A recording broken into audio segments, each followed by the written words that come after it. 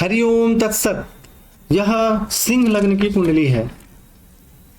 सबसे पहले सूर्य से फलादेश प्रारंभ करते हैं। सूर्य इस कुंडली में द्वादश भाव में विराजमान है, देखिए, और द्वादश भाव में विराजमान है और इस पर शनि की दृष्टि भी है। परंतु यहाँ सूर्य 2 अंश के हैं और शनि 28 अंश के हैं। इन दोनों के बीच में बहुत ज्यादा दूरी है, इसलिए पीड़ित का प्रभाव बहुत ज्यादा नहीं माना जाएगा। परंतु द्वादश भाव में गए हैं, इसका प्रभाव तो होगा।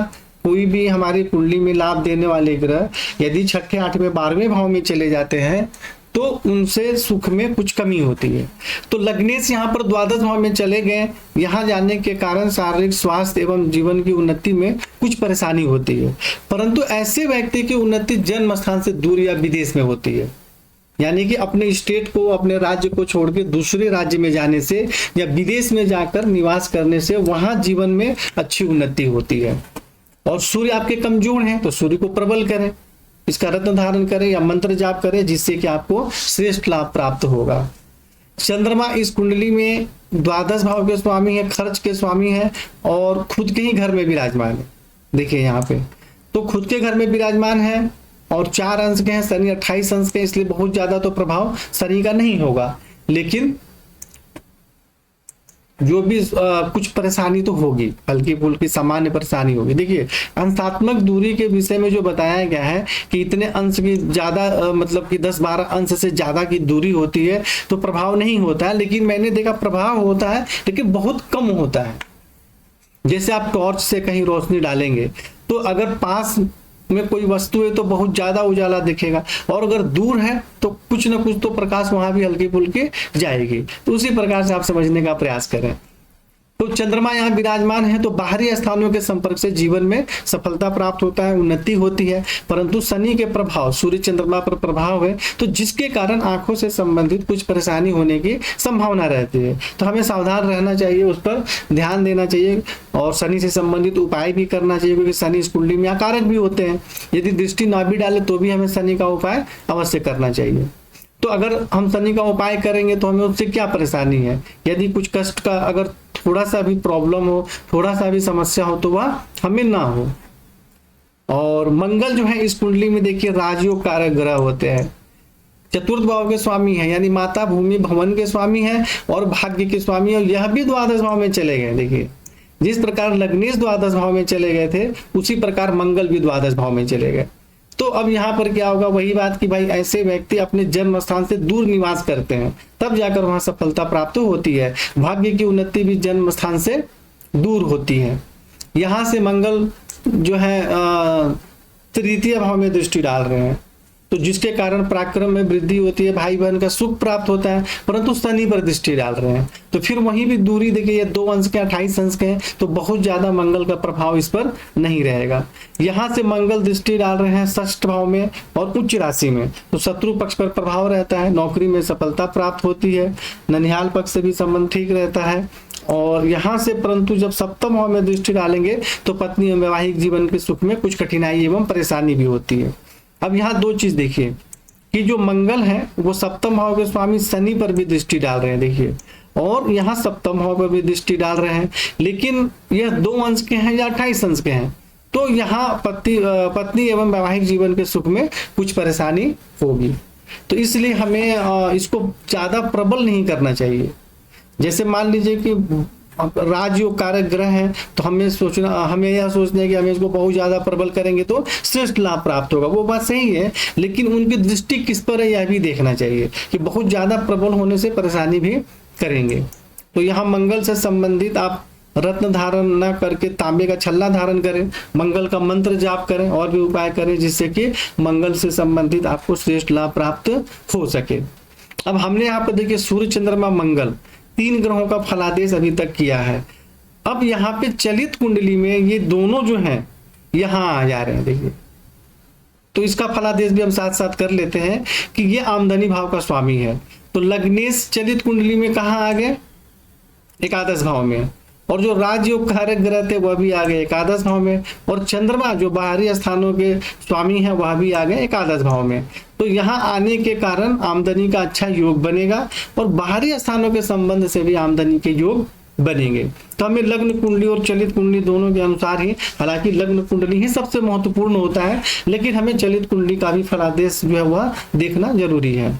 बुध जो है इस कुंडली में धन भाव के स्वामी है, आमदनी भाव के स्वामी है, और जो बुध है वह भी द्वादश भाव में चले गए और 28 अंश के हैं, बिल्कुल कमजोर हैं। तो ऐसे व्यक्ति को आमदनी प्राप्त करने में कठिनाइयों का सामना करना पड़ता है और धन का संग्रह नहीं हो पाता है, आमदनी से खर्च ज्यादा होता है। लेकिन बाहरी स्थानों के संपर्क से आमदनी के योग भी बनते हैं, दोनों ही बातें होंगी। बाहरी स्थानों के संपर्क से आमदनी का योग बनेगा, परंतु खर्च भी बहुत ज्यादा रहता है, खुद के पास बैलेंस नहीं रह पाता है। इसलिए ऐसे व्यक्ति को पैसा जो है अपने किसी दूसरे घर के सदस्य के अकाउंट में जमा करना चाहिए, या उन पैसे को किसी सामग्री में वहां पे उनको लगाना चाहिए, क्योंकि ऐसे लोगों के पास बैलेंस, बैंक बैलेंस सही प्रकार से नहीं बन पाता है। यहाँ से बुध दृष्टि डाल रहे हैं षष्ठ भाव में, तो धन के माध्यम से शत्रु पक्ष पर प्रभाव स्थापित करने का प्रयत्न करते हैं, नौकरी में सफलता भी प्राप्त होती है। गुरु जो है इस कुंडली में पंचम भाव के स्वामी हैं और अष्टम भाव के स्वामी हैं, और यहाँ पे षष्ठ भाव में नीच राशि में विराजमान है, परंतु गुरु 5 अंश से ऊपर है। गुरु 5 अंश से ऊपर है, इसलिए इनको नीच नहीं माना जाएगा, और वक्री भी है तो वैसे भी नीच भंग हो गया। तो यहाँ पे गुरु के विराजमान होने के कारण कुछ कठिनाइयों के साथ विद्या बुद्धि संतान का सुख प्राप्त होता है, और नौकरी में बहुत अच्छी सफलता प्राप्त होती है। यहाँ दृष्टि डालेंगे तो भी पिता राज रोजगार के क्षेत्र में सुख सम्मान एवं सफलता प्राप्त होती है, और यहाँ दृष्टि डालेंगे सूर्य चंद्रमा मंगल बुध इन सभी पर, तो बाहरी स्थानों के संपर्क से जीवन में उन्नति होती है, सफलता प्राप्त होती है। और द्वितीय भाव में दृष्टि डालने के कारण धन एवं कुटुंब का भी सुख प्राप्त होता है। तो गुरु यहाँ पर अच्छा लाभ दे रहे हैं और राहु से पीड़ित भी नहीं है, तो गुरु का आपको मंत्र जाप इत्यादि करना चाहिए। अंश बल में तो ठीक है, लेकिन षष्ठ भाव में भी विराजमान है, यह भी हमें देखना जरूरी है। तो गुरु से संबंधित मंत्र जाप करें, जिससे कि आपको श्रेष्ठ लाभ प्राप्त हो सके। शुक्र इस कुंडली में 10वें भाव के स्वामी हैं और तृतीय भाव के स्वामी, और खुद के घर में बैठे 19 अंश के, बिल्कुल मजबूत है। यह आपके लिए बहुत अच्छा योग बन गया, यानी कि पिता राज रोजगार के क्षेत्र में सुख सम्मान एवं सफलता प्राप्त होती है, पराक्रम में वृद्धि होती है, भाई बहन का सुख प्राप्त होता है, और चतुर्थ भाव में दृष्टि के कारण माता भूमि भवन वाहन का भी श्रेष्ठ सुख प्राप्त होता है। तो शुक्र का बहुत अच्छा लाभ आपकी कुंडली में है और सबसे अच्छा फल दे रहे हैं, यानी कि जब भी शुक्र की दशा अंतरदशा आएगी तो आपके जीवन में अच्छी सफलता एवं उन्नति होगी। शनि जो है इस कुंडली में 7वें भाव के स्वामी है और षष्ठ भाव के भी स्वामी है, और तृतीय भाव में विराजमान है। तो यहाँ विराजमान होने के कारण पराक्रम में वृद्धि होती है, भाई बहन का सुख प्राप्त होता है, दैनिक रोजगार में सफलता प्राप्त होती है, शत्रु पक्ष पर भी प्रभाव रहता है। परंतु यहाँ देखिए केतु और राहु की दोनों की दृष्टि है शनि पर, तो जिसके कारण वैवाहिक जीवन में कुछ परेशानियों का सामना भी करना पड़ता है, यह भी ध्यान देना पड़ेगा। और शनि यहाँ से देख रहे हैं पंचम भाव में, तो कुछ कठिनाइयों के साथ विद्या बुद्धि संतान का सुख प्राप्त होता है।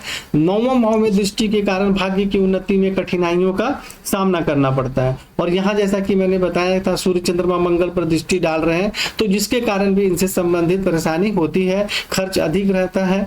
लेकिन यहाँ पे ये देखना भी जरूरी है कि शनि 28 अंश के हैं और यह 2 4 2 अंश के हैं तीनों, तो इसलिए इन तीनों ग्रहों से संबंधित तो पीड़ित कम करेंगे, लेकिन द्वादश भाव चंद्रमा के राशि में दृष्टि डालेंगे तो उसका तो प्रभाव होगा ही। तो यहाँ पे शनि को प्रबल नहीं करना है, आपको बिल्कुल भी इसका रत्न धारण नहीं करना है। इससे संबंधित आपको जो उपाय बताए गए हैं कुंडली में, सामान्य वह उपाय आपको करना है। राहु इस कुंडली में 9वें भाव में विराजमान है, तो भाग्य की उन्नति में कठिनाइयों का सामना करना पड़ता है, और उच्च शिक्षा प्राप्त करने में भी परेशानी होती है, धर्म का पालन ठीक से नहीं कर पाते हैं। लग्न में दृष्टि के कारण शारीरिक स्वास्थ्य सौंदर्य सम्मान प्रतिष्ठा में कठिनाई एवं परेशानी होती है। तृतीय भाव में दृष्टि के कारण पराक्रम में वृद्धि होती है, परंतु शनि पर दृष्टि के कारण पत्नी एवं वैवाहिक जीवन भाई बहन के सुख में भी कुछ परेशानी होती है। पंचम भाव में दृष्टि के कारण विद्या बुद्धि संतान के क्षेत्र में कठिनाई एवं परेशानियों का सामना करना पड़ता है। केतु यहाँ विराजमान है तो पराक्रम में वृद्धि होती है, परंतु वही शनि के साथ विराजमान है, और केतु यहाँ 7वें भाव में भी देख रहे हैं, यानी 7वें भाव के स्वामी के साथ भी विराजमान है, 7वें भाव में भी देख रहे हैं। तो यहाँ पे पत्नी एवं वैवाहिक जीवन के सुख में परेशानी होती है, और ऐसे व्यक्ति को यूरिन से संबंधित भी समस्या होने की संभावना रहती है। यहाँ से केतु दृष्टि डाल रहे हैं 9वें भाव में, तो भाग्य की उन्नति में कठिनाई तथा परेशानियों का सामना करना पड़ता है। और यहाँ फिर सूर्य चंद्रमा मंगल पर दृष्टि डालेंगे तो आपको माता, भूमि, भवन, भाग्य की उन्नति, स्वास्थ्य, इन सब क्षेत्रों में परेशानी होती है। परंतु जिस प्रकार शनि में और इनमें अंशात्मक दूरी बहुत ज्यादा, उसी प्रकार केतु में भी, तो इसलिए यहाँ पे उनका बहुत ज्यादा प्रभाव नहीं होगा। लेकिन अंत में आप ये समझिए कि आपको राहु केतु शनि का दान और उपाय अवश्य करना चाहिए। यह नहीं समझ लेना चाहिए कि उनका जिस ग्रह को पीड़ित कर रहे हो उसका अंशात्मक दूरी ज्यादा है तो प्रॉब्लम नहीं होगी। लेकिन राहु जिस भाव में बैठे हैं यहाँ तो परेशानी कर ही रहे हैं, यहाँ भी परेशानी कर रहे हैं, और केतु भी यहाँ दृष्टि डाल के परेशानी कर रहे हैं। तो इसलिए राहु केतु से संबंधित दान उपाय करना आपका अत्यंत आवश्यक है। और सूर्य को आप प्रबल करें, और मंगल का जो है प्रबल करना चाहिए था, परंतु मंगल की दृष्टि शनि पर है, इसलिए मैं इसका रत्न पहनने के लिए आपको परामर्श नहीं दूंगा, बल्कि आप दूसरे उपाय से, जैसे कि तांबे का छल्ला धारण करके मंत्र जाप करके उसमें सफलता प्राप्त करें। और सबसे मुख्य बात कि देखिए, आपके आईएएस और धनेश दोनों ही द्वादश भाव में चले गए, तो ऐसे व्यक्ति को लक्ष्मी मंत्र का जाप बहुत ज्यादा करना चाहिए, क्योंकि धन से संबंधित जो रोजगार का तो योग अच्छा है आपकी कुंडली में, लेकिन धन और आमदनी भी तो इसके साथ देखना पड़ेगा ना, तो उसकी स्थिति ठीक नहीं है और खर्च भी ज्यादा होता है। तो इसलिए ऐसे व्यक्ति को लक्ष्मी मंत्र का जाप एवं अनुष्ठान अत्यंत आवश्यक है ऐसे व्यक्ति को करना, जिससे कि धन से संबंधित समस्या धीरे धीरे ठीक हो जाती है। हरिओम तत्सत।